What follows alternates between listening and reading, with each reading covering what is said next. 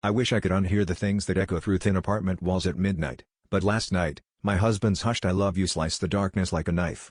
I followed the sound, heart pounding, only to find him on our tiny balcony, pressed close to our neighbor, the one who always wore red lipstick and never missed a chance to flash an unreadable smile in my direction.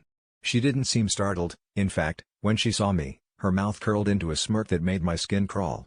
Without a word, she pulled an envelope from her robe and handed it to me. Divorce papers, my name scrawled in block letters with her manicured signature already on the dotted line.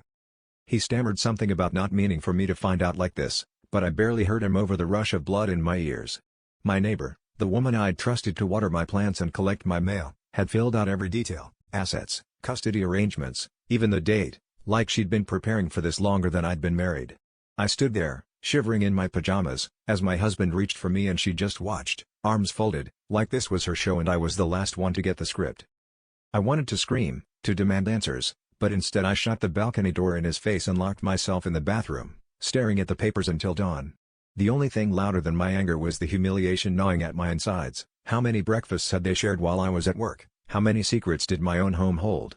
When I finally confronted him, he blamed loneliness, said our fights had driven him into her arms, but all I could see was the way she had been so prepared, so certain. It hit me then, she'd signed for me because she knew I'd never leave, no matter how bad it got.